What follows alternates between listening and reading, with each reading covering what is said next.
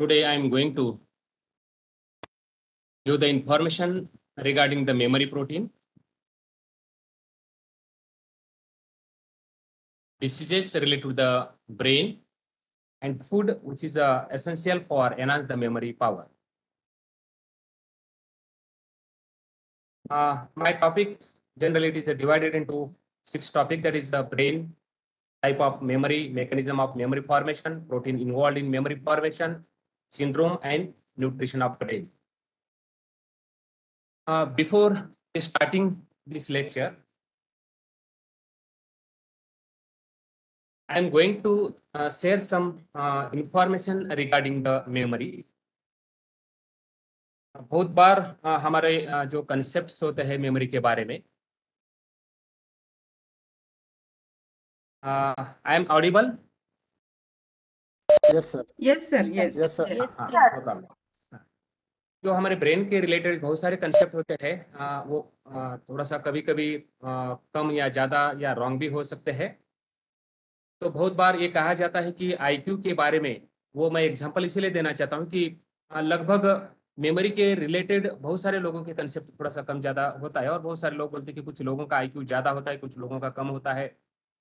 और मेरे हिसाब से या जो भी जानकारी मुझे मिली है उस जानकारी के हिसाब से मुझे लगता है कि ऐसा नहीं है, क्योंकि लगभग 99% लोगों का अगर मेमोरी अगर देखते हैं तो मेमोरी आईक्यू हो या मेमोरी पावर हो लगभग इक्वल होता है।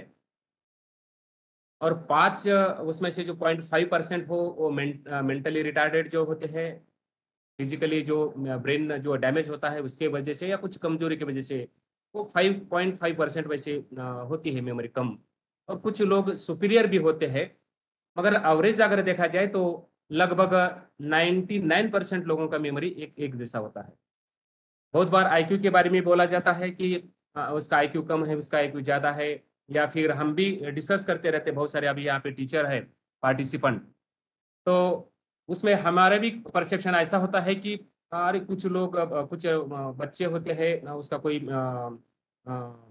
एनालिटिकल माइंड हो या फिर उसका कोई और मेमोरी के बारे में हम बोलते हैं कि बहुत पुअर है, ऐसा बोलते रहते हैं।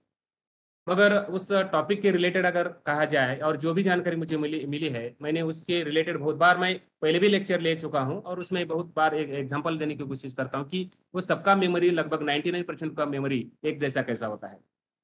तो एग्जांपल ये है कि हमेशा मैं वो बताते रहता हूं कि अगर हम 12th के बच्चों का एनालिसिस किया जाए, 12th के एग्जाम देते वक्त या एग्जाम देने के बाद अगर रिजल्ट के ऊपर हम अगर एनालिसिस किया जाए, तो मैंने ऐसे स्टूडेंट को 4 जो है पार्ट में डिवाइड किया है।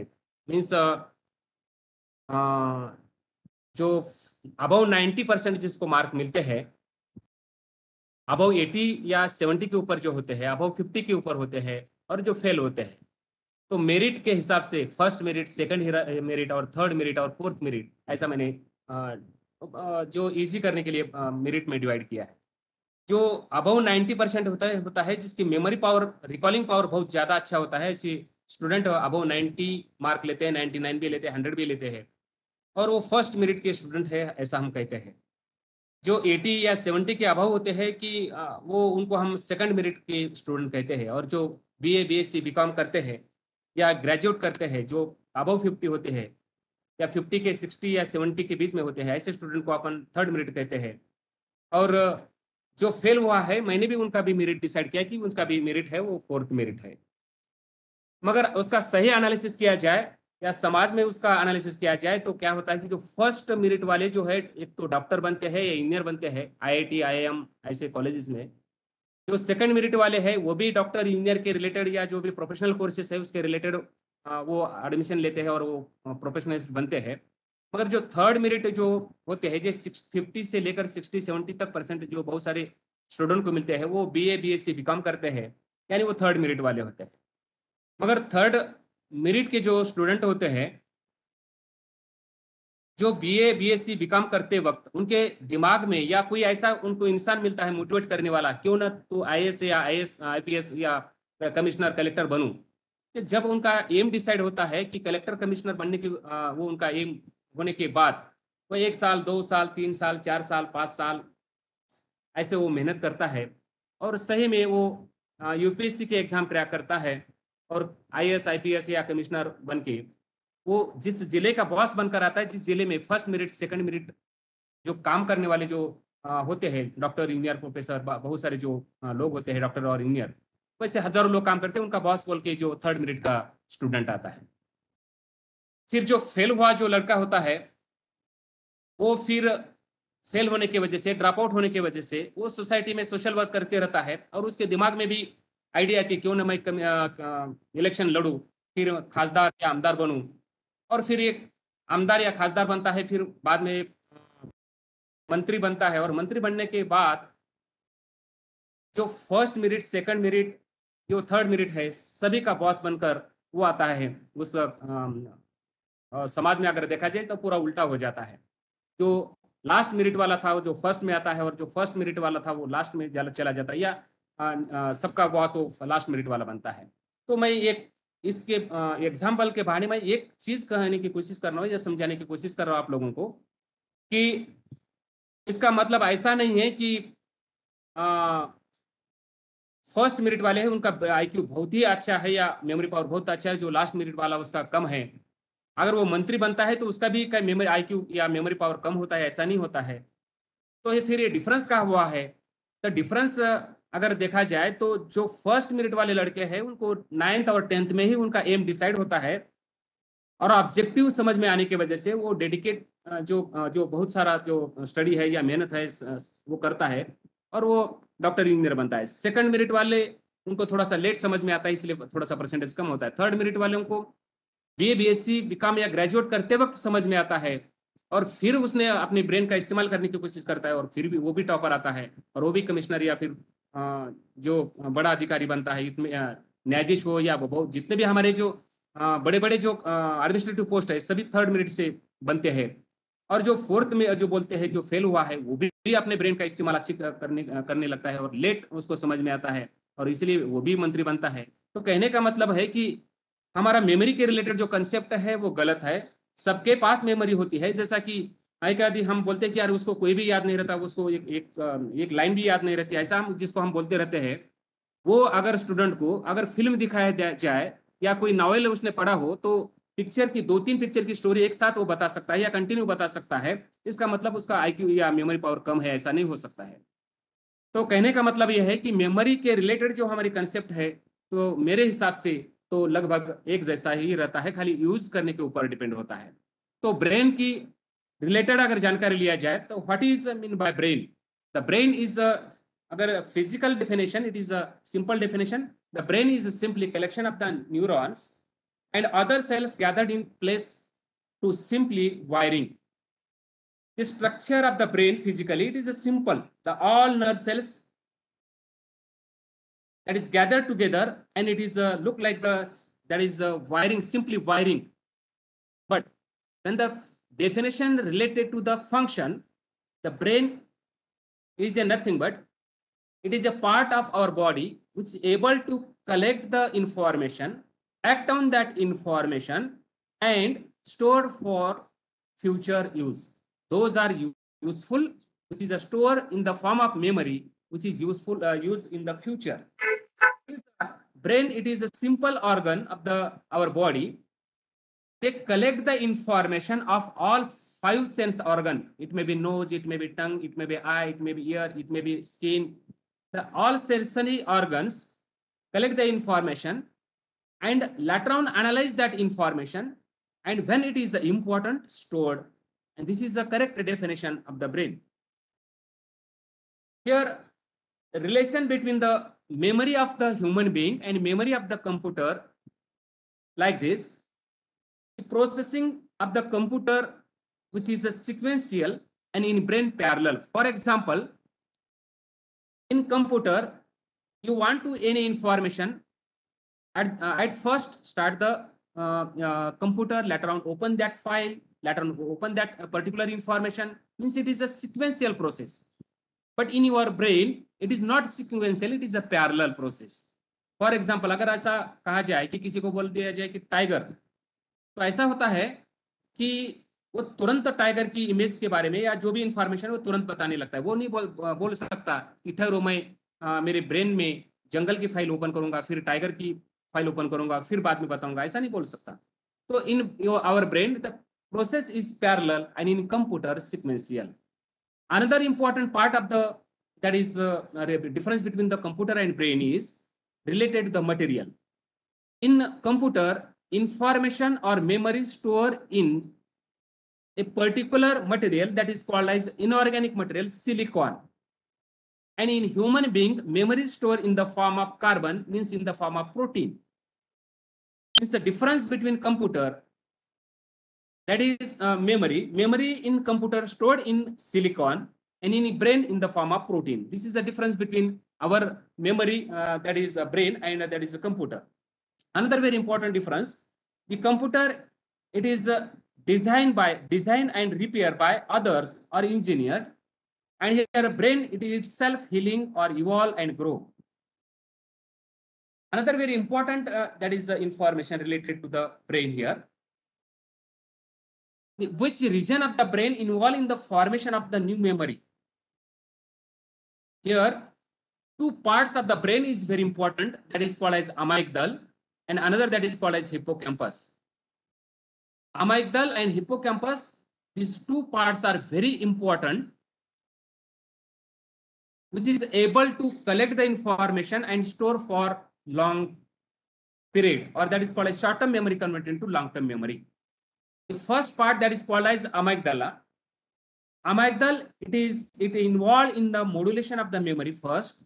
Second, it is useful to modulate the information one form into another information. And another very important things, the relation between the memory and amygdala is, amygdala create the emotion, and here greater the emotion, better the memory. It is very things. Means the emotion is related to the permanent memory. Those information related to the memory, sorry, those information related to the emotion, that information directly stored for the long term or directly stored in the brain. And short term, there is no that is that is the inner step that is called as the short term memory, directly converted into long term memory. This is a very important things. जैसा कि आप लोगों को पता है कि जो memory हमारे इमोशन के रिलेटेड होती है, वो मेमोरी अगर दुखद है तो हम भूलना चाहते हैं मगर भूल नहीं पाते हैं, और जो मेमोरी हमें याद रखना चाहते हैं और वो याद नहीं रहती है, यानी जो सिलेबस के रिलेटेड हो या फिर जो इंटरेस्टेड मेमोरी नहीं है, वो मेमोरी हम बार बार याद करने की कोशिश करते हैं मगर याद नहीं होता है। और जो मेमोरी, जो दुखद मेमोरी हम डिलीट करना चाहते हैं, उसको भूलना चाहते हैं मगर वो भूल नहीं पाते हैं, उसका रीजन है कि those memory related to the emotion, it is directly stored in the brain in the form that is a short, that is called as long term memory, in the form of long term memory. So here amygdala helps to, that is create the emotion, and the greater the emotion, better the memory. Another part that is called as hippocampus. Hippocampus also very important part of the brain, which is directly involved to write the memory and recall the memory. It is a part of our brain that is called as a large medial temporal lobe, and it play important role in recall the memory and write the memory. For example, when this hippocampus damage usually result to, that is a profound differ in forming a new memory, and that is a normally also affect the access the new memory prior to damage. Means here अगर हमारा hippocampus damage होता है तो जो पहले की memory है वो मेमोरी होने हमारे ब्रेन में होने के बावजूद भी एक्सेस नहीं कर पाते, रीड नहीं कर पाता है, याद नहीं होता है, और जो नई मेमोरी या नया जो इंफॉर्मेशन आ रहा है वो रिकॉर्ड नहीं कर सकता है। It is due to the damage of hippocampus. तो ये दो पार्ट बहुत इंपॉर्टेंट है, पहला इमोशन के रिलेटेड है अमिगदल, और दूसरा जो है हिप्पोकैम्पस, वो direct writing memory, recalling the memory. Right भी करना, रिकॉल भी करना, दोनों काम हिप्पोकैम्पस का है। तो डैमेज होने के बाद तो ठीक है, आप लोग जो ये समझ सकते हैं कि अगर हिप्पोकैम्पस डैमेज होता तो काम करना बंद कर देगा, और इसलिए वो पहले के जो भी मेमोरी है वो याद नहीं कर सकता, और नई मेमोरी याद वो जो है स्टोर नहीं कर सकता, तो ठीक है।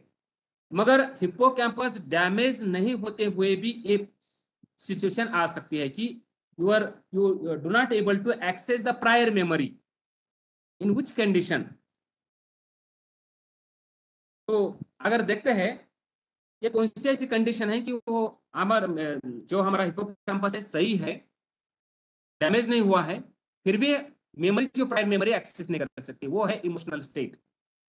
अगर हम दुखी है, अगर हम स्ट्रेस में हैं, या कोई भी इमोशनल स्टेट में है, तो उस वक्त stress that is hippocampus to work, hippocampus के ऊपर प्रेशर आता है और काम करना बंद कर देता है इन इमोशनल स्टेट। हम या घबराते हैं या दुखी होते हैं या फिर गुस्से में आते हैं, तो इसीलिए ये एक्सेस नहीं कर पाता है। तो यानी डैमेज होने के बाद भी एक्सेस नहीं कर पाता, इमोशनल स्टेट में होने के बाद भी वो काम नहीं करता है। तो बहुत बार हमारे जो स्टूडेंट के रिलेटेड होता है या हमारे रिलेटेड होता है, ये इमोशनल स्टेट की वजह से हमारी बहुत सारी चीजें हमें याद नहीं होती है। हमें बहुत यानी कल तक जो याद होती है, या बहुत बार हमें वो कॉमन चीज होती है, फिर भी समय पे हमें याद क्यों नहीं आता है? It is due to the temporarily arrested function, the function of the hippocampus, and it is due to the emotional state. तो अगर हम नॉर्मल रहेंगे तो हिप्पोकैम्पस नॉर्मल वर्क करेगा, और जो भी मेमोरी स्टोर है रिकॉल कर सकता है, और जो नया जो हम सुन रहे हैं वो रिकॉर्ड भी कर सकते हैं या स्टोर भी कर सकते हैं। और ये स्टोर करते वक्त जो मेमोरी इमोशन के रिलेटेड है वो परमानेंट मेमोरी में कन्वर्ट होता है। That is very important part of our brain. ये जो डायग्राम है, यहाँ पे अमाइगडल है और हिप्पोकैम्पस है, वो आपको आपकी स्क्रीन पे दिखाई दे रहा होगा। दूसरा ये भी यही वही दिखाने की कोशिश यहाँ पे है कि ये हाइपोथैलेमस रीजन है, नीचे अमाइगडल है और उसके नीचे हिप्पोकैम्पस है।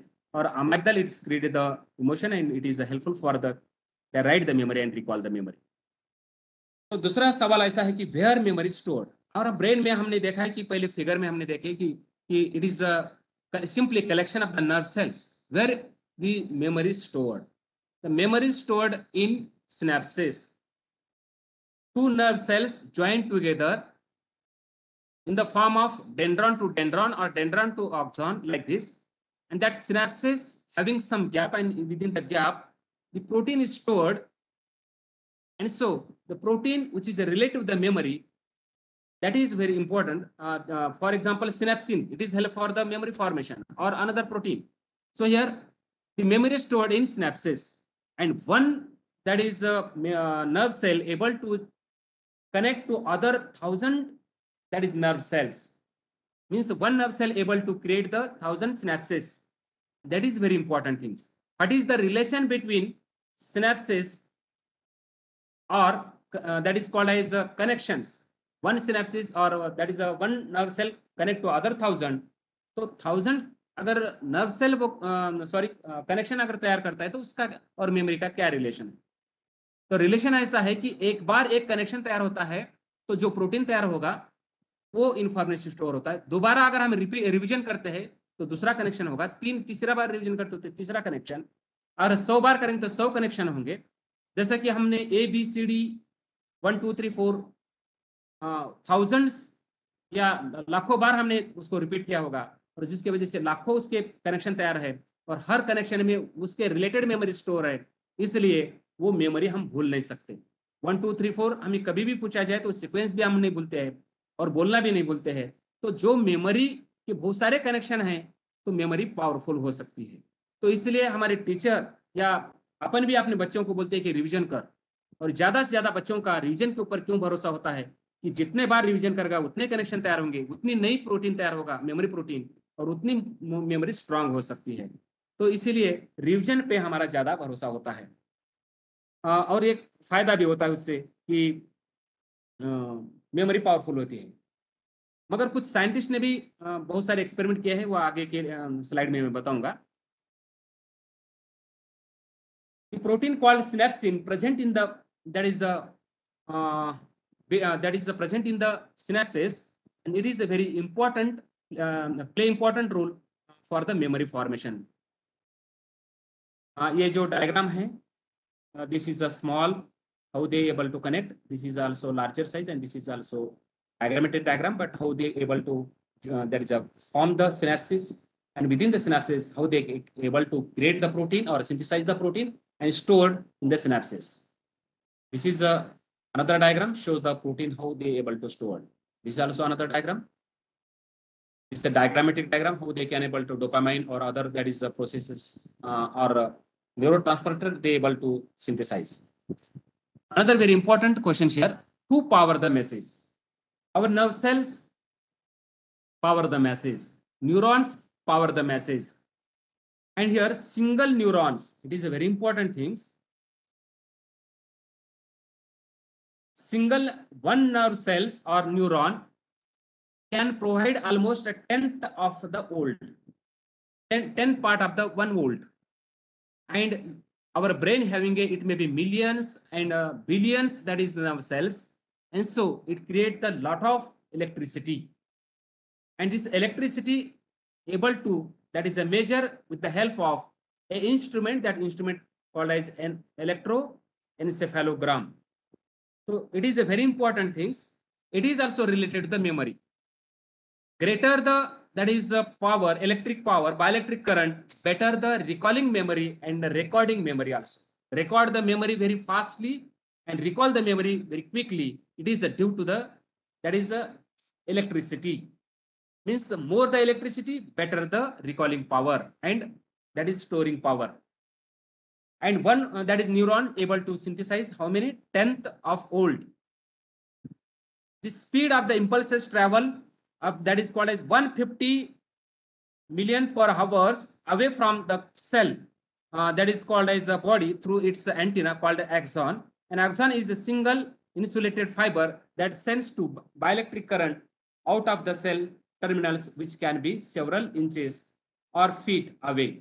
It is a very interesting information regarding the memory, regarding the electricity. Our brain is also able to synthesize the electric power, and it is synthesized by the living cells, so it is called as the bioelectric current. But another very important questions, the high voltage which is created by our brain or synthesized by our nerve cells, that is, it may be high power electricity, and it is high power electricity. It is our all cells from the high power electricity, our body cells, it is protected because due to the insulator present on the nerve cell, that is called as myelin sheath. बहुत ही important ये information है कि एक nerve cell जो electricity तैयार करता है, और लाखों करोड़ों हमारे नर्व सेल होने के वजह से जो वोल्टेज, हाई इलेक्ट्रिक वोल्टेज जो इलेक्ट्रिसिटी तैयार होती है, और वो इलेक्ट्रिसिटी हमारे नर्व सेल से अगर पास होती रहती है, मगर आजू बाजू के हमारे टिश्यू उसको उससे डैमेज नहीं होते हैं, उसका रीजन है कि it is pass through the protected insulator, that is called as the myelin sheath. तो इसके वजह से हमें शॉक नहीं लगता है. मैंने कहीं तो इंफॉर्मेशन पढ़ा था और उसमें बताया गया था कि किसी ने अगर इस बायोइलेक्ट्रिक करंट का इस्तेमाल करने की कोशिश किया जाए तो लगभग 40 वैट का बल्ब अपने इलेक्ट्रिसिटी के ऊपर जल सकता है. और उससे पता लगता है कि हमारे जो टीचर है, हम भी बच्चों को बोलते हैं लेट करंट बोलते हैं, यानी अगर इलेक्ट्रिक पावर कम होता है तो रिकॉलिंग पावर भी कमजोर होता है. इसीलिए कुछ स्टूडेंट आंसर, सवाल पूछते हैं आंसर देते हैं, कुछ स्टूडेंट 5 मिनट लेते हैं, कुछ स्टूडेंट को समय लगता है एक्सेस करने के लिए memory. It is related to the electric power also. तो इलेक्ट्रिक पावर अगर हाई होता है तो रिकॉलिंग पावर भी फास्ट हो सकता है. तो इसलिए हम जो है बोलते हैं कि इलेक्ट्रिक क्या लेट करंट या ट्यूबलाइट जला क्या, इसके रिलेटेड इलेक्ट्रिसिटी रिलेटेड हम बच्चों को बोलते रहते हैं. और वो उस वक्त हम बोलते थे, मगर वो सही है कि हाई इलेक्ट्रिसिटी की वजह से ही हमारा मेमोरी पावर हाई होता सकता है कि या रिकॉलिंग पावर भी बढ़ सकता है. ये एक है. दूसरी इस सिचुएशन के या इस इंफॉर्मेशन के रिलेटेड एक इंफॉर्मेशन में बताना चाहता हूँ कि अगर ये मायोलिन शीथ है वो डैमेज होता है due to the deficiency of vitamin B. बहुत बार क्या होता है कि कुछ लोग अल्कोहल जो है कंटिन्यूस लेते हैं और अल्कोहल के वजह से विटामिन B1 की डिफिशियंसी हो सकती है, या फिर खाने में अगर विटामिन बी की मात्रा कम होती है तो ये माइलिन शीथ डैमेज होता है, डिस्ट्रॉय होता है। अगर माइलिन शीथ डिस्ट्रॉय हो सकता है होने की वजह से, अगर दो नर्व सेल के ऊपर का अगर माइलिन शीथ डैमेज हो गया और दो नर्व सेल आपस में अगर कनेक्ट हो गए, तो जो हाई इलेक्ट्रिसिटी वोल्टेज या हाई वोल्टेज जो इलेक्ट्रिसिटी पास होती है, उसके वजह से वो स्पार्क होता है, और स्पार्क होने की वजह से पूरा माइंड ऑफ हो जाता है और वो नीचे गिर जाता है। और नीचे गिरने के बाद एक 5 या 10 मिनट तक उसको कुछ समझ में नहीं आता है। हम जो उसके आसपास जो लोग होते हैं तुरंत उसके पास जाते हैं, उसको उठाने की कोशिश करते हैं, उसको मुंह खोलने की कोशिश करते हैं, उसको कुछ चीजें जैसा प्याज वगैरह सुंगाने की कोशिश करते हैं, और फिर एक 5-10 मिनट में उठ जाता है। हमें लगता है कि हमारे प्रयास से वो उठा है, मगर ऐसा नहीं है। उसे बोलते हैं फिट आना। वो जो है फिट आने की वजह से वो गिरता है। और फिट आना यानी जो है माइलिन शीथ डैमेज होने की वजह से जो स्पार्किंग होती है, उससे वजह से पूरा जैसा कंप्यूटर ऑफ हो जाता है स्पार्किंग की वजह से, वैसा पूरा मेमोरी ऑफ, हमारा ब्रेन ऑफ हो जाता है। और रिस्टार्ट करने के लिए 5-10 मिनट लगते हैं, और इसलिए 10-15 मिनट के बाद वो उठकर बैठ सकता है। मगर वो 10 मिनट में जो भी एक्टिविटी हो गई उसको याद नहीं रहती है, क्योंकि उस वक्त उसका माइंड जो है ऑफ हुआ होता है, ब्रेन ऑफ हुआ होता है, और उसके वजह से उस वक्त एक 5-10 मिनट जो भी एक्टिविटी होगी उसको याद नहीं होती है। अगर उसको करेक्ट करना है तो ये माइलिन शीथ जो है फिर विटामिन बी की मात्रा अगर अच्छी तरह से उसकी मिलती है तो ये रिपेयर भी हो सकता है। और मैंने बहुत सारे ऐसे 2 लोगों को मैंने एलोवेरा जूस पीने का सजेशन दिया था। वो लोगों ने एलोवेरा जूस पिया, और उनका जो फिट आने का समय है वो डिले हो गया था। जिसको हफ्ते में एक बार आता था तो वो महीने में, 2 महीने में, और जिसको साल में 1-2 बार आता था उसको तो बंद हो गया। तो इसके रिलेटेड अगर हम अगर जानकारी या कंक्लूजन निकाला जाए तो aloe vera juice it is a better, और ओमेगा उसको हम vitamin B it is useful to that is synthesize the myelin sheath. ये उसके रिलेटेड मुझे इंफॉर्मेशन मिला था, इसलिए बताने की कोशिश किया था।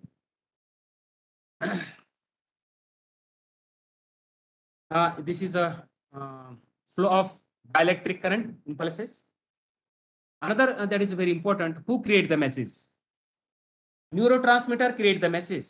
The neurotransmitter like the dopamine, norepinephrine, serotonin, acetylcholine, all the four important. This is a neurotransmitter very important to control or the brain function. It may be write the memory, it may be recall the memory, and all the functions related to the brain. It is under the control of dopamine or epinephrine or norepinephrine, or it may be serotonin and acetylcholine. All these are the called as neurotransmitter, and this neurotransmitter create the message. Another very important thing here, who receives the message? It is a receptor receives the message. It's simple. This is the first part that is called as related to the who that is write the message or memory, who recall the memory like this. Another very important thing, type of memory, short term memory and long term memory. That is very important things. बहुत बार हम जैसे कि memory के related 2 part किए हैं, short term memory, long term memory, वैसा हमारे brain के रिलेटेड भी कुछ लोगों ने फंक्शन के रिलेटेड 2 पार्ट किए हैं, conscious mind and subconscious mind. Conscious mind, subconscious mind. और लगभग सबकॉन्शियस माइंड को मन जो बोलते हैं, लोग बोलते हैं कि मेरे मन में ऐसे ख्याल आए, या जो भी ऐसा बोलते रहते हैं, या मन में मेरे मन में ऐसा विचार आया, तो मन ऐसा कुछ पार्ट है ही नहीं हमारे बॉडी में। तो जो सबकॉन्शियस माइंड होता है जनरली उसको हम जनरली बहुत सारे अगर उसका नाम दिया जाए तो मन हम बोल सकते हैं। तो conscious mind, subconscious mind, protective mind, ऐसे बहुत सारे आप डिपेंडिंग ऑन द फंक्शन कर सकते हैं। Conscious and subconscious. Subconscious mind which is related to the all activity that is called as a sense organ. तो सेंस ऑर्गन के related जो है वो इंफॉर्मेशन कलेक्ट करता है। और बहुत ही इंपॉर्टेंट चीज जो है, जो चीजें हमें आदत लगती है ऐसा बोलते हैं, जो आदत हम छोड़ने की कोशिश करते हैं, और जो चीजें हम बार बार हानिकारक होने के बाद भी हम करते हैं, तो उसका रीजन है कि सबकॉन्शियस माइंड। सबकॉन्शियस माइंड में जो सेंस ऑर्गन हमारा इंफॉर्मेशन कलेक्ट करते हैं, वो इंफॉर्मेशन स्टोर होता है, and it is under the control of subconscious mind. जैसा कि कुछ चीज हमें खाने में मिली और बहुत टेस्टी है, और वो बार बार खाने की इच्छा होती है, जो अगर वो हानिकारक हो है भी हमारे शरीर के लिए। फॉर एग्जांपल डायबिटीज लोग हैं और उनको मीठा खाना मना है, मगर कुछ चीजें ऐसी होती है कि उनको वो बार बार खाने की इच्छा होती है, कंट्रोल नहीं करते हैं। या किसी को अल्कोहलिज्म है, किसी को सिगरेट की लत है, या अलग अलग ऐसी जो चीजें है, वो एक बार हम जो लेते हैं, और उसको जो फीलिंग है, वो फीलिंग जो है सबकॉन्शियस माइंड में स्टोर होती है। और सबकॉन्शियस माइंड में स्टोर होने की वजह से it is not under the control of conscious mind, ऐसा भी होता है। कॉन्शियस माइंड जो बोलते हैं, तो वो कंट्रोल करने की कोशिश करता है सभी सेंस ऑर्गन को सही ढंग से हम काम करें। अगर मैं उसको सही ढंग से अगर बताना चाहूँ फंक्शन, तो स्पाइडरमैन में एक सीन है। जो वहाँ का जो साइंटिस्ट है, उन्होंने एक 6 आर्म तैयार किए होते हैं, और उनका मकसद होता है कि वो आर्म खुद के माइंड से कंट्रोल करके वो बहुत बेहतरीन काम करे। वैसे हमारे 5 सेंस ऑर्गन हैं, वो सेंस ऑर्गन का इस्तेमाल करके हम बेहतरीन बनना चाहते हैं। हमारा माइंड उसका इस्तेमाल करना चाहता है सेंस ऑर्गन का। इट में बी टंग, इट में बी आई, इट में बी ईयर, इट में बी स्किन। तो ये सभी जो 5 जो सेंस ऑर्गन है, 5 सेंस ऑर्गन का बेहतरीन तरीके से इस्तेमाल करके वो आगे जाना चाहता है, इंसान आगे बढ़ना चाहता है। मगर प्रॉब्लम क्या होता है, जैसा वो साइंटिस्ट जो 6 आर्म बनाता है, वो मशीन बनाता है, मगर कुछ स्पार्किंग की वजह से या कुछ गलती की वजह से वो जो उसका माइंड, वो जो 5 6 आर्म उसने तैयार किए थे उसके कंट्रोल में वो उसको माइंड को कंट्रोल करते हैं। और वो उसके तरीके से उसका माइंड का इस्तेमाल करके वो काम करता है और बैड बनता है, ऐसा वो दिखाया गया है। तो सिमिलर वे, जो हमारे सेंस ऑर्गन है, हमारा जो कॉन्शियस माइंड है, उसका एनालिसिस करके, बेहतरीन एनालिसिस करके आगे जाने के बजाय जो हमारे सेंस ऑर्गन है वो बैड बनने लगते हैं। और उसके जो सेंस ऑर्गन है, जैसा कि कुछ खाने के रिलेटेड टंग है, वो टेस्टी खाने की कोशिश करते हैं। हमें पता है कि ये जंक फूड खाने की वजह से हमें नुकसान है, फिर भी समोसा हो या बहुत सारी चीजें हैं ऐसे कि पानीपुरी हो, हम कंट्रोल नहीं करते, वो खाते हैं। हमें पता है कि बाद में 10 मिनट के बाद एसिडिटी होने वाली है, वो हमें तकलीफ होने वाली है, फिर भी हम वो खाने के लिए हम बाध्य होते हैं, कंट्रोल में नहीं रहता है। अल्कोहलिक अगर एडिक्शन है, तो वो पहले तो बताता है कि कॉन्शियस माइंड ये गलत है, हानिकारक है, फिर जैसा ही कि उनको वो दिखा या उसकी याद आ गई, तुरंत वो पीने लगता है। तो कहने का मतलब, जो हमारे सेंस ऑर्गन है, हमारे बेहतरीन काम, जो कॉन्शियस माइंड उसको कंट्रोल करके बेहतरीन बनने के बजाय, वो जो सेंस ऑर्गन के कंट्रोल में हमारा ब्रेन चला जाता है, हमारी बॉडी सभी सेंस ऑर्गन के कंट्रोल में चली जाती है। और इसलिए बहुत सारे प्रॉब्लम क्रिएट करते हैं। जो आदतें हैं वो सबकॉन्शियस माइंड में ऐसा किया जाता है। मगर मेमोरी के रिलेटेड जो अगर कहा जाए, तो short term memory and long term memory. तो short term memory and long term memory, जो मेमोरी हमें, those memory, it is defined as, it refers to transient memory that lasts minute to hour. It easily vulnerable to disrupt, that is called as short term memory। यानी जो memory 1 minute से लेकर 1 घंटे के बीच में भूल सकते हैं, उस मेमोरी को हम शॉर्ट टर्म मेमोरी बोलते हैं। And in short term memory you can able to hold only 5 to 9 atoms, and you want to, that is, store more than 9 atom, store the memory or store the name of the atom more than 9, what happens, middle one, it is very important things, they try to remember the more than that, they will often end up or forgetting the middle atoms। जैसा कि अगर हमें किसी ने बताया जाए कि market में जाए, घर के हमारे जो लोग हैं बोलते रहते हैं कि जाओ मार्केट में से ये टमाटर, गाजर या जो भी किराना लेके आओ, हमें एक 8 10 नाम बताया जाता है, और हमें लगता है कि ये तो हम डेली देखा गया है, उसको लिखने की जरूरत नहीं है। और मार्केट में जाते हैं, और उसमें से 1 2 भूलकर हम वापस आते हैं। और भूलने का भी क्रम देखो, जो स्टार्टिंग के याद होते हैं, लास्ट के भी याद होते हैं, और बीच में के मिडल वन जो भी मिसिंग होने लगता है। That is very important things. It happens with that short term memory। तो ये short term memory, it is a very important in the during the short term memory formation, there is no need to synthesize new protein, new connections, simply a electrical loop is formed, and within the electrical loop this information is stored. But this electrical loop is a very delicate, it may be destroyed within the 1 minute or within the hours, and the memory is lost।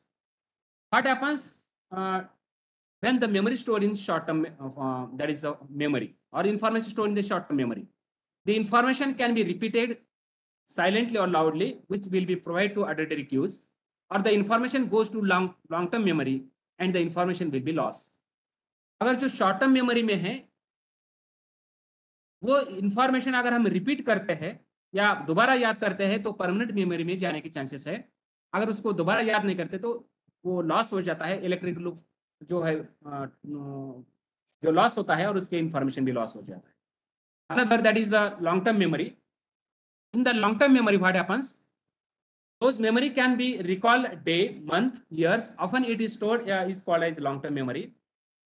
And during this long term memory, they require synthesis of new protein, new synaptic connections, morphological changes in the synapses, and increase in the number of connections or decrease in the number of terminals.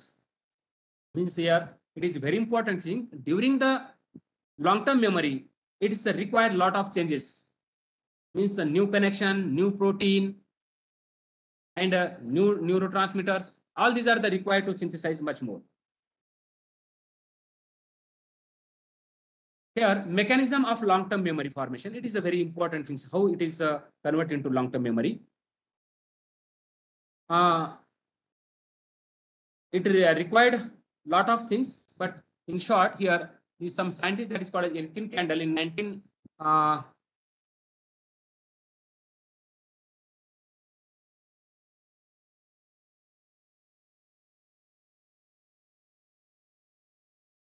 Sorry.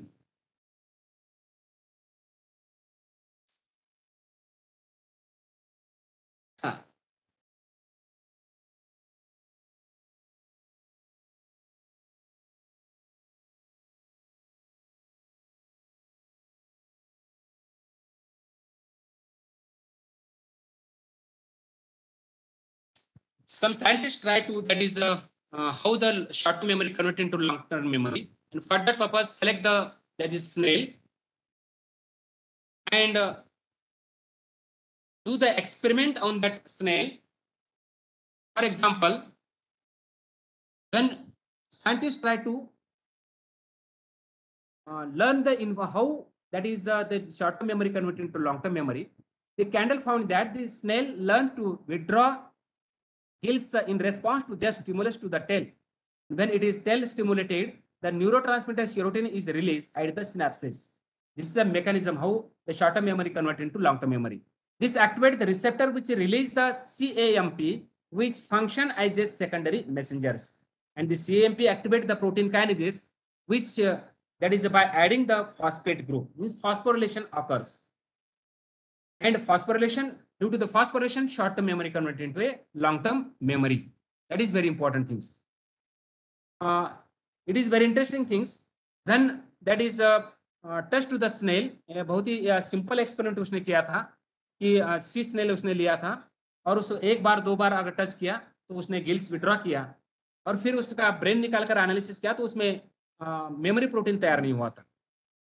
मगर वही अगर 10 बार या बार बार उसको touch करता रहा और gills withdraw करता रहा, उस वक्त बहुत बार रिपीटेशन करने के बाद उसमें प्रोटीन मेमोरी के रिलेटेड प्रोटीन तैयार हुआ दिखाई दिया।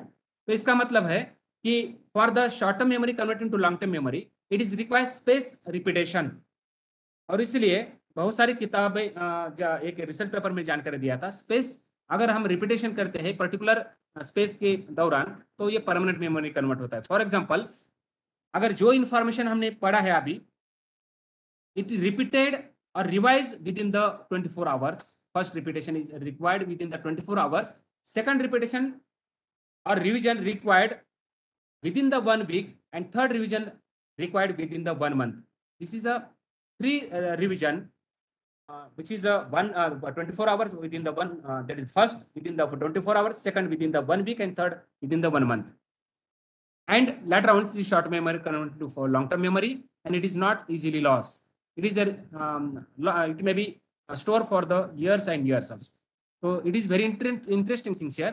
Convert the short-term memory to long-term memories require approximately space repetition, and this is a very important research on the snail.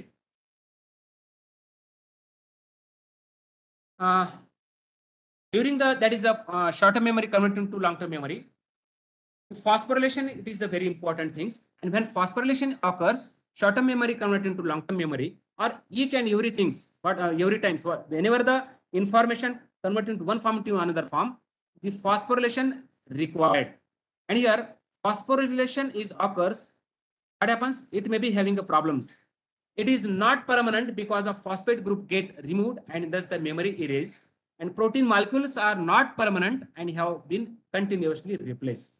ये दो उसके साथ हो सकता है, मेमोरी के साथ हो सकता है। कभी कभी हमने अगर कुछ चीजें याद करने की कोशिश किया है और याद रखा भी है और उसमें फॉस्फोरिलेशन होता है और फॉस्फोरिलेशन होने के बाद अगर फॉस्फेट मॉलिक्यूल रिलीज होता है, वहां से डिटैच होता है, वहां से प्रोटीन से अलग होता है, तो मेमोरी इरेज होती है। एक हो सकता है। और दूसरा, बहुत बार जैसा सुबह से लेकर शाम तक बहुत सारी मेमोरी हमारे मेमोरी ब्रेन में स्टोर होती है और those memory is not useful, it is again destroyed and that part the raw material also utilize again to synthesize the new memory. तो 24 आवर्स में बहुत सारी मेमोरी अगर स्टोर होती है, इट में भी टेराबाइट से भी ज्यादा, 1 टेराबाइट से ज्यादा भी मेमोरी हमारे दिन में स्टोर हो सकती है, इतना ज्यादा एक्सेस हो सकता है, मगर सभी काम की नहीं होती है, बाद में उसको रिप्लेस किया जाता है। Those memory is not useful, it is destroyed and again utilize for the new memory formation also. तो protein which is involved in the that is memory formation, it is very important things here. Which protein is essential? That is called as the cyclic AMP response element binding protein. This protein involved in the memory formation. Those cells with more CREB protein present were likely to use store memory.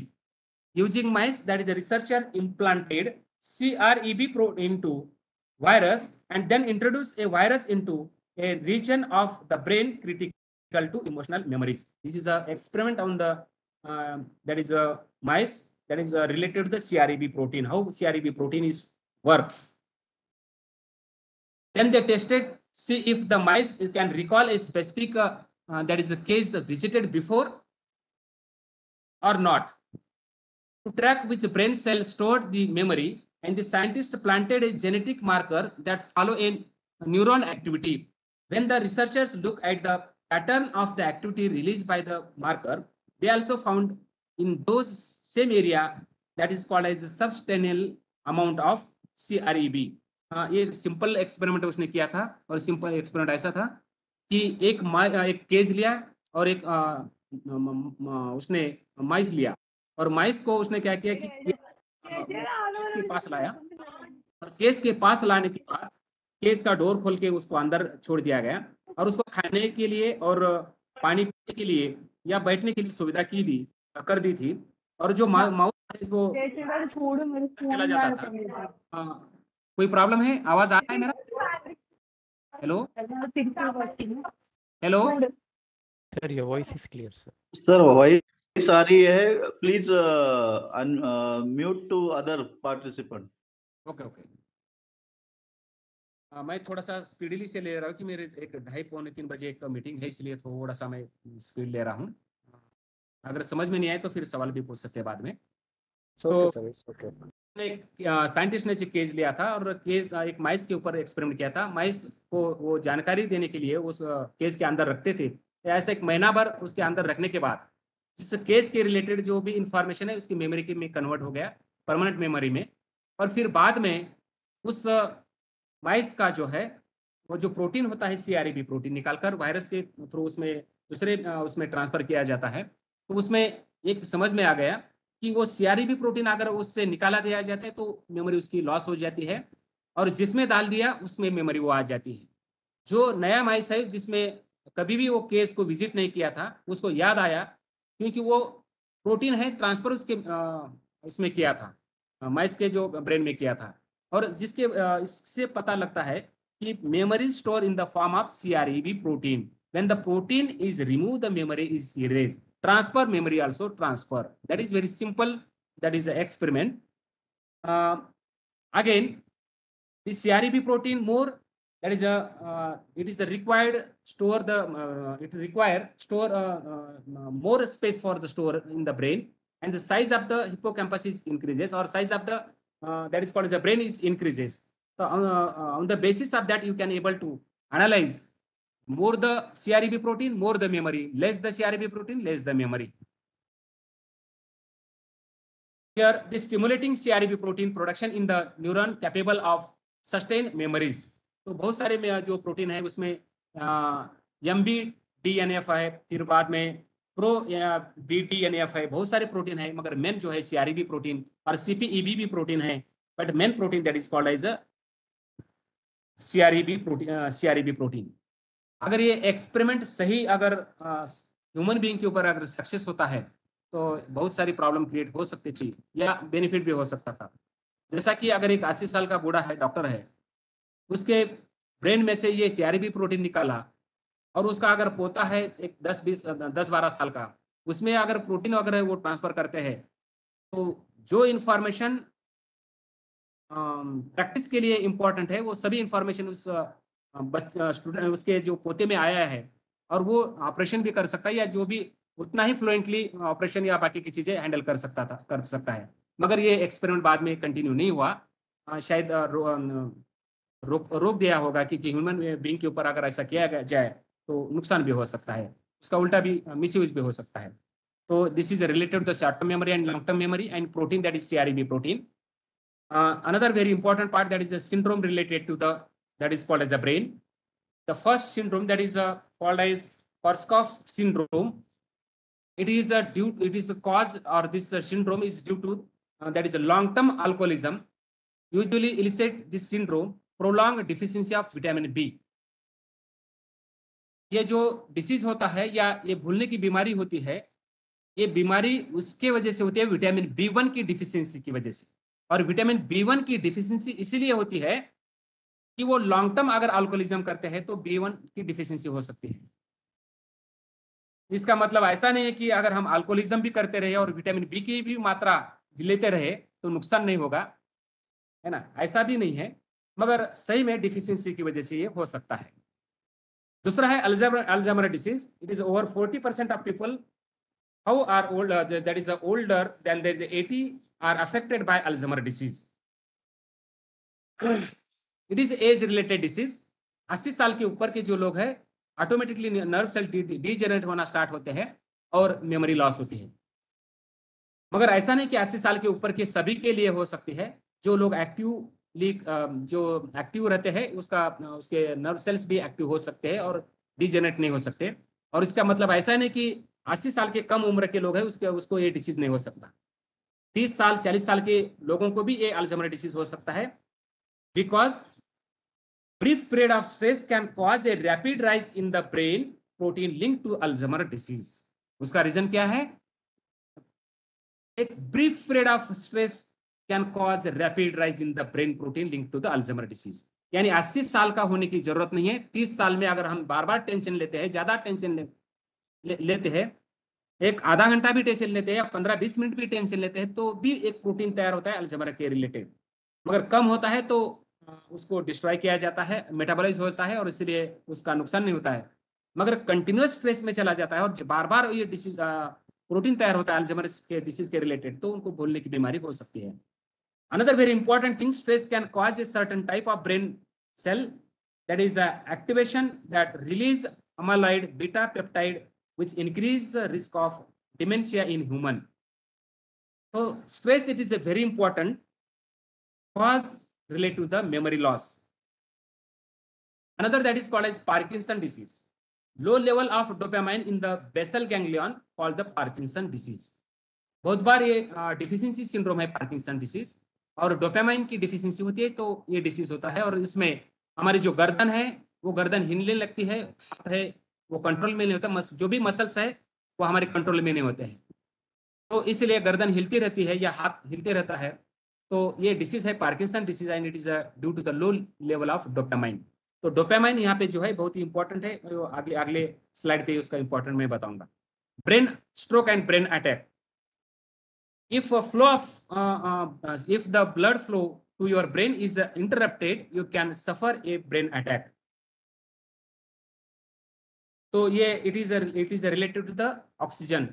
Oxygen deficiency means nerve cells start to degenerate or it is destroying. So it is due to that is a process or a disease called as a brain attack or brain stroke. When blood fail to reach an area of your brain cell die rapidly and set a chain of reaction that kill the other brain cell. ये brain stroke, brain attack जो जिसको होता है वो तुरंत इंसान मर जाता है। उसका रीजन क्या है?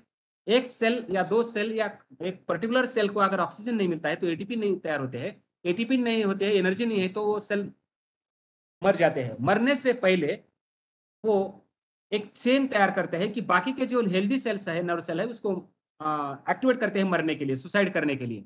और इसलिए with in the fraction all nerve cells में भी that is damage and the death of the human being occurs. The scientist called as a tool. That is a forest university. That is a school of medicine. Say the real culprit behind stroke is homocysteine, not cholesterol. अभी उसका एक बहुत ही बेहतरीन analysis मेरे पास भी है कि बहुत बार बताया जाता है कि कोलेस्ट्रॉल लेवल बढ़ने के वजह से ब्रेन स्ट्रोक होता है या हार्ट अटैक आता है, मगर ये साइंटिस्ट जो है एफ टूल का कहना है कि it is not due to the cholesterol, it is due to the homocysteine. And homocysteine it is related to the stress. When stress is increased, the homocysteine level also increases. So this is related to the stress, and when stress is more, that is the homocysteine level synthesis also more, and when the homocysteine is more, it may be cause the stress, brain stroke or brain attack. तो बहुत बार doctor लोग भी सलाह देते रहते हैं, या बहुत सारे लोग बोलते हैं कि अरे कोलेस्ट्रॉल आपका 200 के ऊपर है तो हार्ट अटैक आ सकता है या ब्रेन स्ट्रोक हो सकता है। मगर एक ताजुब की बात यह है कि जब मुझे एक पीलिया हुआ था और थोड़ा सा प्रॉब्लम हुआ था, तो उसमें मेरा कोलेस्ट्रॉल लेवल 400 गया था। तो डॉक्टर बोल रहे थे कि अरे 400 होने के बाद भी आप जिंदा है, ये लीवर की प्रॉब्लम की वजह से तो जब मरना है तब मरेगा, मगर ये कोलेस्ट्रॉल लेवल इतना है कि ये अटैक आके तुरंत मर सकता है। और तब मुझे पता चला कि cholesterol it is not real culprit behind the heart attack और brain stroke, it is related the homocysteine. 400 cholesterol होने के बावजूद भी ब्रेन स्ट्रोक या ब्रेन अटैक नहीं हुआ, उसका रीजन ये है कि it is not real culprit behind, it is homocysteine is a real culprit behind the brain stroke and brain attack. Stroke is the third leading cause of the death in US. Stroke prevention may be a simple taking a vitamin B. There is 3 B vitamins involved in the homocysteine metabolism. और सबसे बेहतरीन एक चीज ये है कि अगर हमें ब्रेन स्ट्रोक नहीं होना है या हार्ट अटैक नहीं आना है ऐसा लगता है, और होमोसिस्टीन ज्यादा अगर लेवल नहीं बढ़ना है, तो विटामिन बी की मात्रा बहुत रहना चाहिए। जो 3 विटामिन है बी, उसमें B3 होगा, B6 होगा, B12 होगा, दैट इज वेरी इंपॉर्टेंट। सभी विटामिन बी जो है मेटाबॉलिज्म के रिलेटेड है, मेटाबॉलिज्म कंट्रोल करते हैं सभी विटामिन बी की फैमिली जो है पूरा। तो vitamin B it is dissolve inside the water. तो बहुत बार हमारा खाने का तरीका ये होता है कि बहुत सारी सब्जियां काटने के बाद हम धोते हैं, पानी में भिगो के रखते हैं, पानी में विटामिन बी डिजॉल्व होता है, फिर बाद में सब्जी बनाते हैं। या फिर हम राह देखते रहते हैं कि जब तक विटामिन बी पानी में डिजॉल्व नहीं होता तब तक उसमें भिगोई चीजें हम ऊपर नहीं निकालते हैं, और फिर इसके वजह से विटामिन बी की डिफिशियंसी बहुत ज्यादा हो सकती है। और इसलिए डेली जो लिवर का फंक्शन है डिटॉक्सिफिकेशन करना, वो विटामिन बी की डिफिशियंसी की वजह से कर नहीं पाता है, और बहुत सारे हमें डिसीजेस होते हैं, उसको हम बोलते हैं psychosomatic diseases, stress related diseases. So here another very important, increase the risk stroke because of homocysteine was similar to that of a pack of cigarette per day. Scientist ने रिसर्च किया है, एक रिसर्च पेपर से मैंने scientist लिया है, उसमें बताया है कि एक पॉकेट सिगरेट पीने के वजह से जितनी होमोसिस्टीन लेवल हमारे शरीर में तैयार होती है, उतने ही होमोसिस्टीन लेवल बैठे बैठे टेंशन लेने की वजह से भी होता है। दूसरी बात, ब्रेन को या हमारी बॉडी को कोई लेना देना नहीं है कि आप जो टेंशन ले रहे हैं इमेजिनरी है या रियल है। कुछ लोगों को रियल टेंशन नहीं होता है, मगर बैठे बैठे वो इमेजिन करते हैं कि फ्यूचर में मेरा ऐसा होगा तो, और फिर टेंशन में आते हैं और फिर स्ट्रेस लेवल बढ़ता है और फिर ये प्रॉब्लम क्रिएट होता है। फिर बैठे बैठे वो इमेजिन करते हैं उसने मुझे ये गाली दी थी, बार बार उसने एक बार गाली दी थी, हम 100 बार वो रिपीट करके खुद को 100 बार गाली देते हैं, और उतनी बार हमारा स्ट्रेस लेवल बढ़ता है और होमोसिस्टीन लेवल तैयार होता है, लेवल बढ़ते रहता है। तो इसका मतलब यह है कि जो लोग अल्कोहलिज्म करते हैं, सिगरेट पीते हैं या टोबैको च्यूइंग करते हैं, जो भी है उनका जितना नुकसान होता है उतना ही नुकसान टेंशन लेने के वजह से होता है। Because here increase the risk of stroke because of homocysteine was similar top of that smoking A pack of cigarette per day. तो दोनों का ही उतना ही नुकसान होता है। तो जो अगर मेल और फीमेल में अगर एनालिसिस किया जाए तो मेल ज्यादा अल्कोहलिज्म या टोबैको या फिर सिगरेट, ये जो है व्यसन जो बोलते हैं मेल करते हैं, फीमेल कम करती है। मगर फीमेल जो होती है ज्यादा टेंशन लेती है, इसके वजह से उनको डायबिटीज या जितनी भी साइकोसोमेटिक डिसीज है, थायराइड हो, सोरेसिस हो, जॉइंट पेन हो, या फिर एसिडिटी हो या पाइल्स हो, या कोई भी जो है साइकोसोमेटिक डिसीज है, it is a metabolic disorder. और ये मेटाबॉलिक डिसऑर्डर इसके वजह से होता है कि विटामिन बी की डिफिशियंसी की वजह से भी हो सकता है, या होमोसिस्टिन लेवल बढ़ने की वजह से ज्यादा होता है। And that is when control the homocysteine level और destroy homocysteine very easily, you can able to protect your brain from the brain stroke and brain attack. तो ये it is a very important things. A Kartin Stoney scientist found that psychological stress can temporarily raise the homocysteine level. Temporarily जो है stress जो है उसके वजह, psychological stress है उसके वजह से भी होमोसिस्टिन लेवल बढ़ती है। मेरे पास एक टीचर आई थी, उनको डायबिटीज हुआ था। उस वक्त मैं डायबिटीज के लिए काउंसलिंग करता था। तो उसमें जानकारी ऐसी मिला कि उनको डायबिटीज क्यों हुआ। तो उनका हिंगना में कॉलेज था और नागपुर से वो आधे 9:30 बजे निकलती थी, 10 बजे वहां पे पहुंचना होता था। 10 बजे अगर न पहुंचा तो लेट मार्क होता था। और रास्ते में ट्रैफिक वगैरह होने की वजह से वो समय पे पहुंचने की कोशिश करती थी। और उसके वजह से जो होता है कि लेट मार्क ना मिले, वो स्ट्रेस में जाके वो हर दिन वो स्ट्रेस में रहती थी। और उसके स्ट्रेस की वजह से होमोसिस्टिन लेवल बढ़ गया। और होमोसिस्टिन का अटैक जो होता है, जो ऑर्गन हमारा जो ग्लैंड्स होती कमजोर होती है उसके ऊपर ज्यादा अटैक होता है। लिवर कमजोर है तो लिवर के ऊपर, थायराइड कमजोर है तो थायराइडिज्म, अगर मसल कमजोर होता है फिर जॉइंट पेन, या बाकी के जो भी जो है बहुत सारी जो बीमारी है उसके रिलेटेड होती है। तो उनको डायबिटीज जो हुआ, it is due to the जो आधे घंटे में टेंशन लेती थी उसके वजह से, जो टेम्पररी था, वो जो स्ट्रेस था वो टेम्पररी था, फिर भी वो उसका होमोसिस्टिन लेवल बढ़ने की वजह से डायबिटीज हो गया। कुछ लोगों के जो है बहुत बार क्या होता है कि लड़कियां जो बाहर जो माता जी होती है उसकी लड़की बाहर चली जाती है, और जो 7 बजे आने के बजाय अगर 5 मिनट लेट करती है थोड़ा सा टेंशन, 10 मिनट करती है और टेंशन, आधा घंटा और टेंशन, फिर आधे घंटे के बाद आ जाती है, रिलैक्स होती है। मगर आधे घंटे में जो स्ट्रेस बढ़ गया उसका क्या? तो उसी के वजह से होमोसिस्टिन लेवल अगर बढ़ती रहती है, it is not able to metabolize due to the deficiency of vitamin B. What happens? It creates the psychosomatic diseases. And when you able to metabolize very easily or take the care, it is a synthesis of the homocysteine is stop or decrease by decreasing the stress level. तो ये possible हो सकता है, बच सकते हैं heart attack और brain stroke से। बहुत सारे एग्जांपल उसके रिलेटेड थे, बहुत सारी जानकारी देनी थी, मगर समय कम होने की वजह से वो दे नहीं पा रहा हूँ। मुझे लगता है अभी nutrition of the brain, which that is food is beneficial to that is a healthy brain. For example, here very important things: all fats are not bad for you, but 2 lipid important to the brain, that is called as N6 N3, that is omega 6 omega 3 fatty acids. Low level of omega 3 fatty acids in diet can cause the problem, especially by affecting the retina. And the diet without omega 3 fatty acid cause the learning, motivation, motor problem, and serotonin in the frontal cortex. That is very important things. Means here you want to enhance the memory power.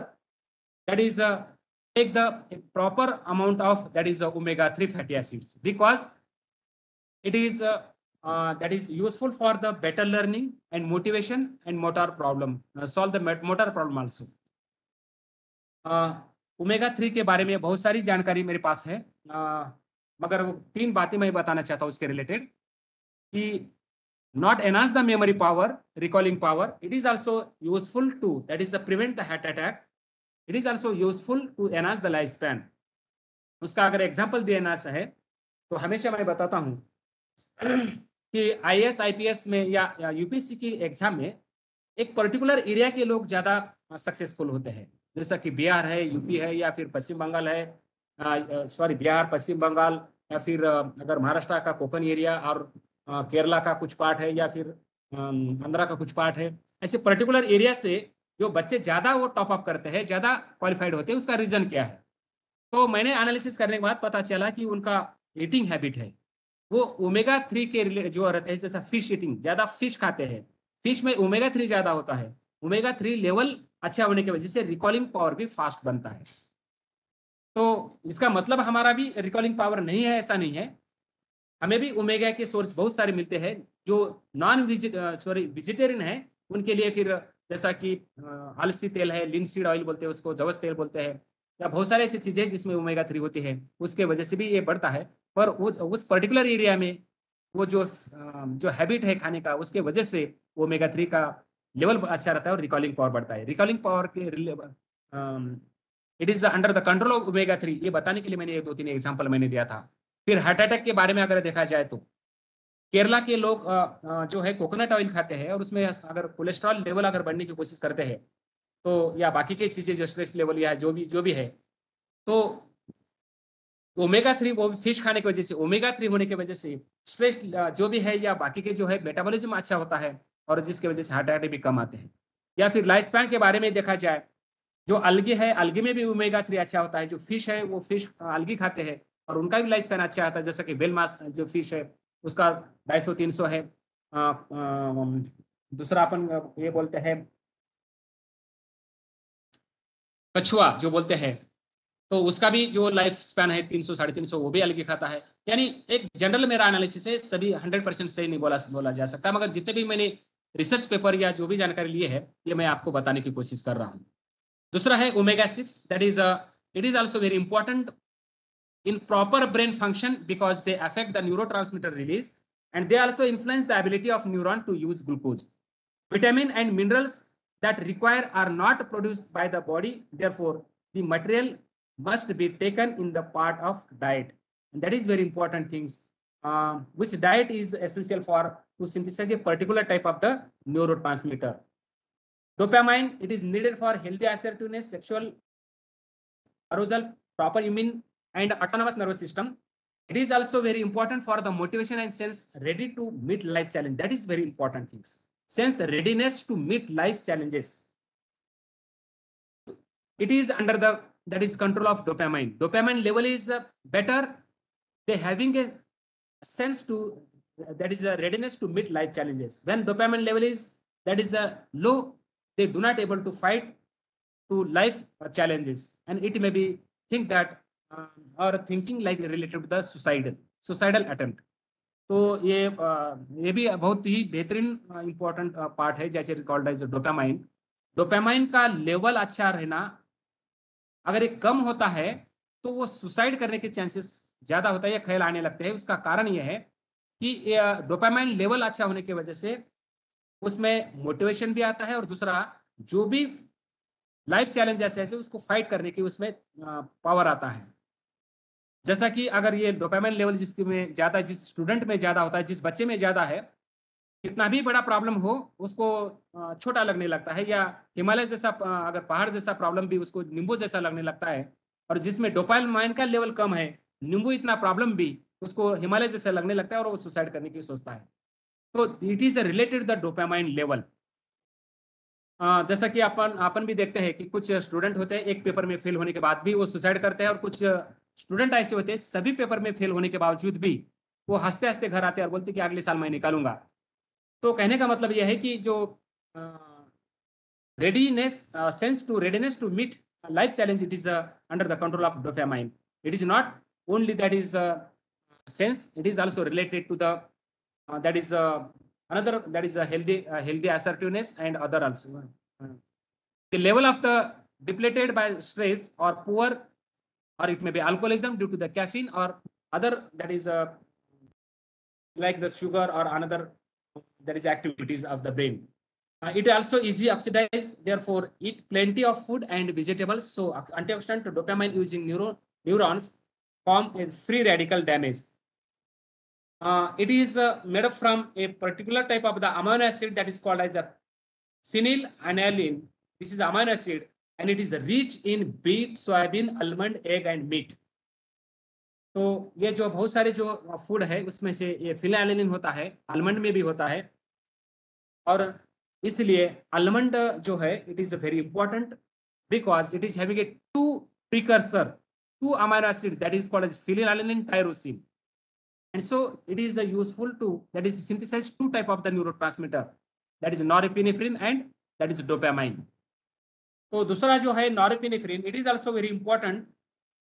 It is also needed for motivation, alertness and concentration, improve the concentration.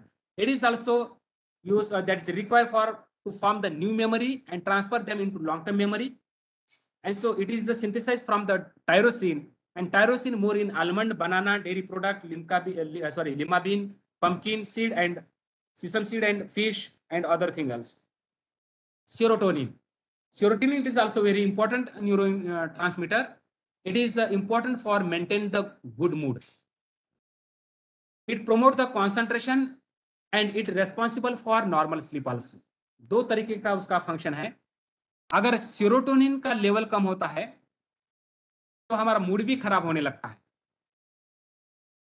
और जो लोग बोलते हैं कि मेरा mood ठीक नहीं है, एक तो उसको अगर खाना नहीं खाए तो भी मूड खराब होता है, तो जल्दी उसको खाना दिया है तो मूड ठीक हो जाता है. और दूसरा, खाना ज्यादा खाने के बाद भी प्रॉब्लम क्रिएट होता है.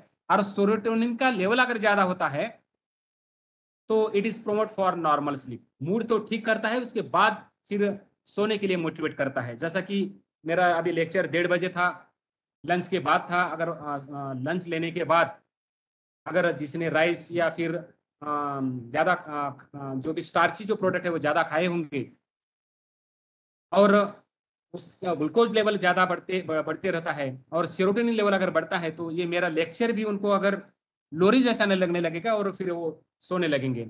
ऐसा हो सकता है कि मेरा अभी का लेक्चर किसी को लोरी जैसा लगे और वो सोने भी लगे. It is under the control of serotonin.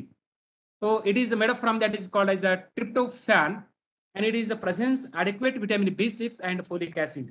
It is this tryptophan rich in that is a brown rice, cabbage, cheese, meat, peanut, sesame and other things also, banana, eggars. तो ये 4 मैंने न्यूरोट्रांसमीटर आप लोगों को बताया. देखो यहाँ पे सोयाबीन है, एग है, दूसरे में भी सॉरी आलमंड भी है. यहाँ पे आलमंड नॉरएपिनेफ्रिन में भी है, आलमंड, बनाना यहाँ पे भी है. और यहाँ पे भी अगर देखे जाए तो बहुत सारे जो है सेरोटोनिन में तो ब्राउन राइस है, अगर यगार्ट है, बनाना है. तो बनाना जो है दो चीजों के सेरोटोनिन और नॉरएपिनेफ्रिन के लिए भी हो सकता है. Acetylcholine it is that is it is not under the that is it is not synthesized from the vitamin or sorry amino acid. It is synthesized from the choline. Primary building block is choline, and choline is rich in vitamin B family, and it is also found in egg, yolk, wheat germ, soybean, whole wheat product like liver, like this. तो ये 4 neurotransmitter है. 4 में अगर देखते हैं तो almond, egg, norepinephrine में देखते हैं तो यहाँ पे भी बनाना एक है, आलमंड है और उसमें भी एग भी हो सकता है. सेरोटोनिन यहाँ पे भी देखते हैं तो बनाना है और इसमें भी अगर देखते हैं तो उसमें भी एग है और बाकी जो प्रोडक्ट है. तो एक ओवरऑल अगर अपन एनालिसिस किया जाए तो एग है, आलमंड है, मिल्क है, डेयरी प्रोडक्ट भी बहुत सारे हैं उसमें. तो एक ग्लास दूध, एक अगर कटोरी अगर देखते हैं तो जो जर्मिनेटेड सीड है और एग है, एक एग है, एक बनाना. अगर ऐसा हम बच्चों को खिला दिया जाए, हर दिन खिलाते हैं, तो दिन भर में जो भी लगने वाले न्यूरोट्रांसमीटर के लिए जो ये लगने वाले अमीनो एसिड लगने वाले हैं, जो भी प्रिकर्सर लगने वाले सभी उसमें मिल सकता है और वो हेल्दी रह सकता है और हमारा ब्रेन अच्छा काम कर सकता है, ऐसा मुझे लगता है. बाकी का जो है अस्पार्टेट है, ग्लूटामेट है, बहुत सारी चीज़ें हैं. तो ये तो मेमोरी के लिए सेकंड मेरा जो रहता है वो है. मैं शॉर्ट में बताने की कोशिश किया. अगर कुछ समझ में नहीं आए तो एक 5 मिनट में अपन डिस्कस करेंगे. कुछ सवाल है तो सवाल पूछ सकते हैं.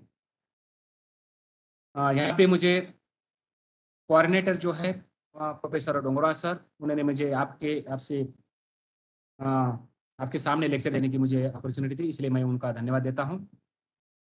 और आप लोगों ने मुझे शांति से सुना, इसलिए आप लोगों का धन्यवाद देता हूँ. और कुछ सवाल है तो पूछ सकते हैं. Thank you.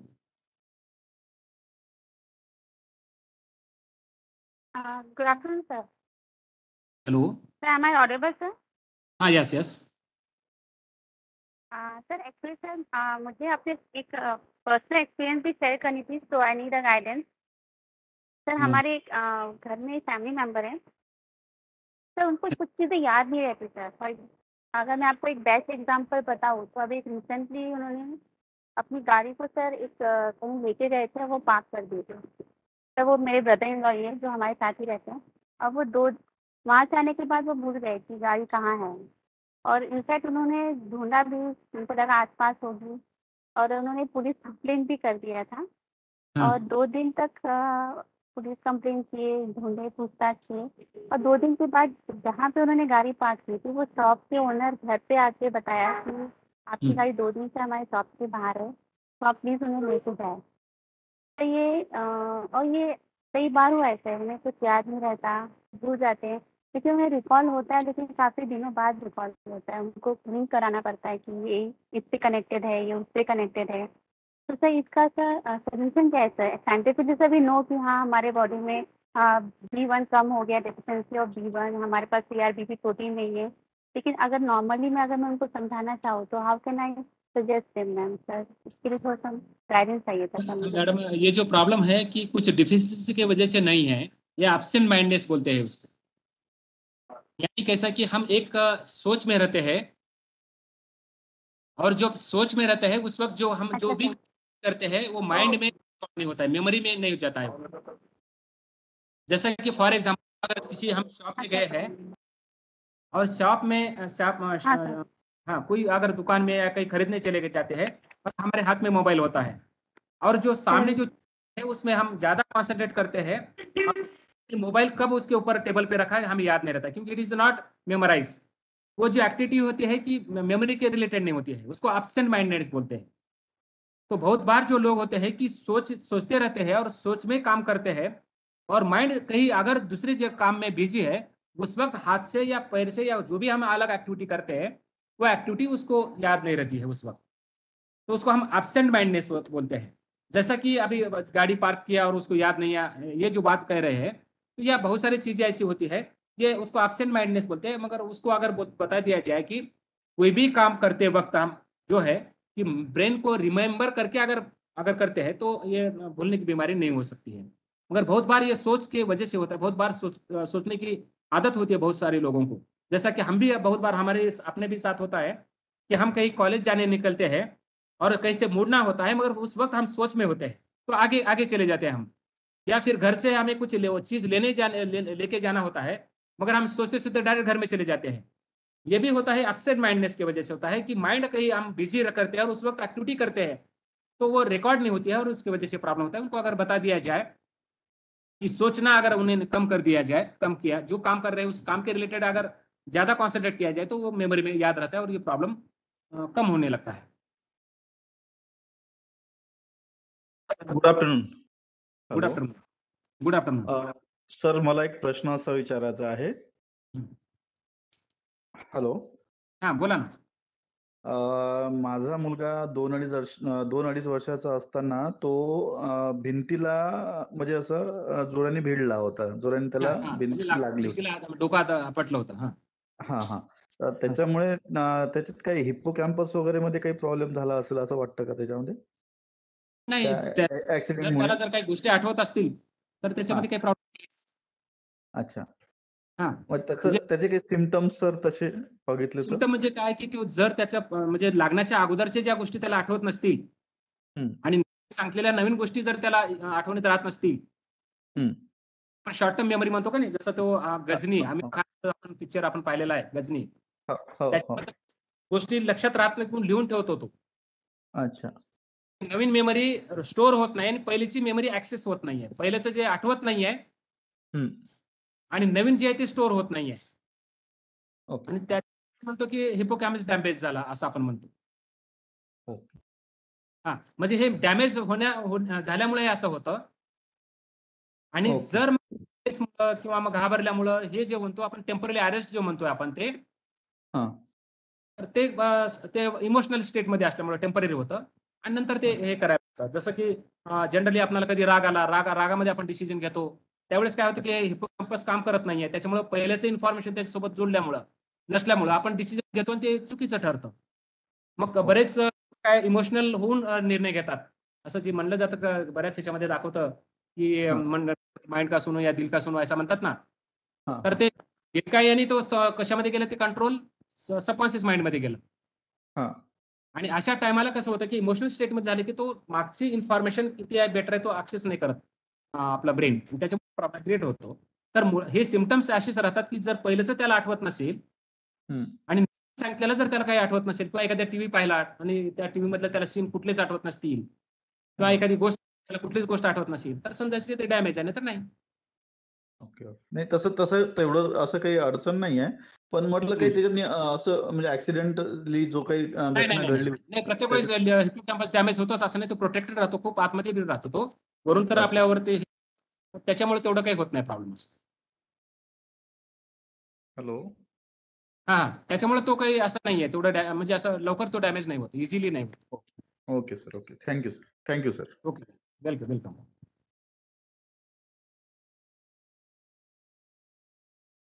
Hello sir. Hello sir. हाँ हेलो. Sir hello. हाँ.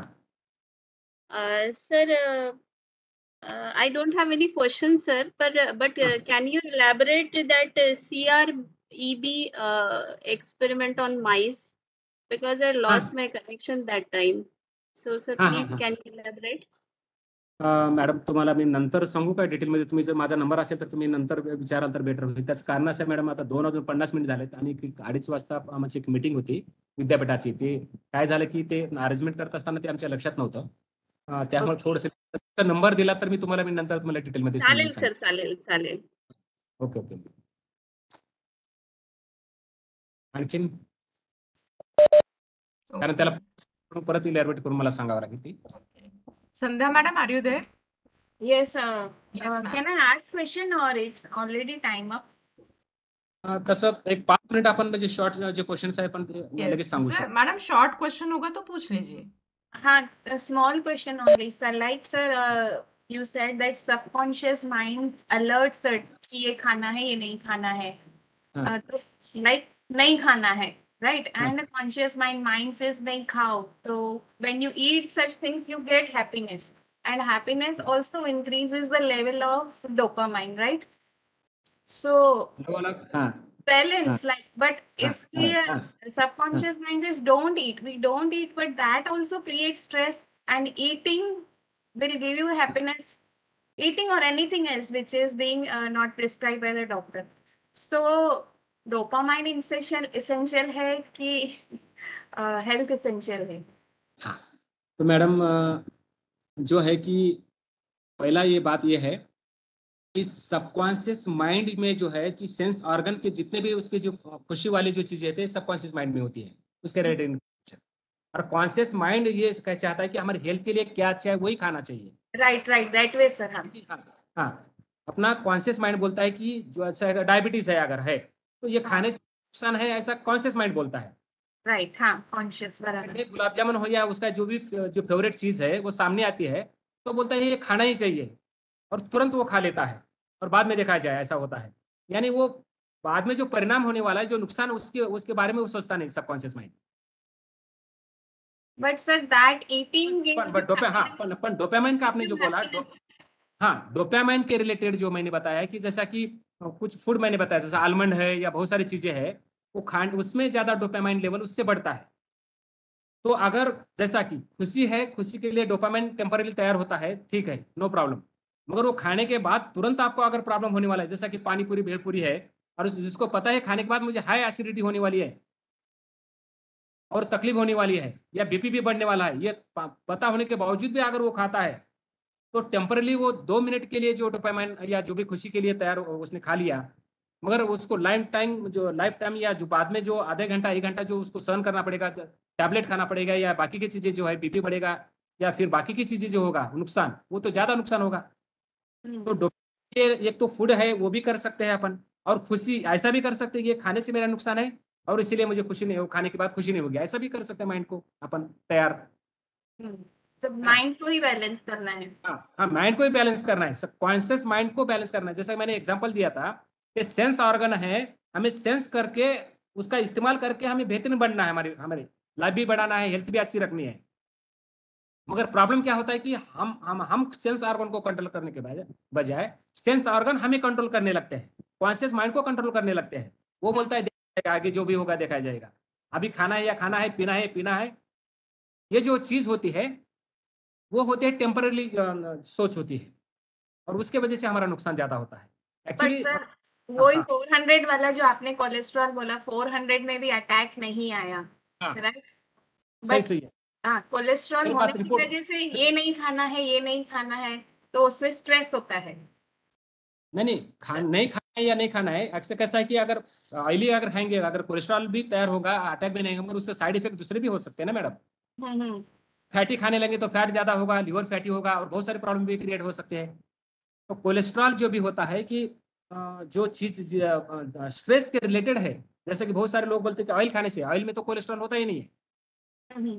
वेजिटेबल ऑयल है उसमें कोलेस्ट्रॉल नहीं होता, जो एनिमल फैट है उसमें कोलेस्ट्रॉल लेवल उससे में ज्यादा होता है, एग है या फिश है या मीट है या उसमें ज्यादा होता है।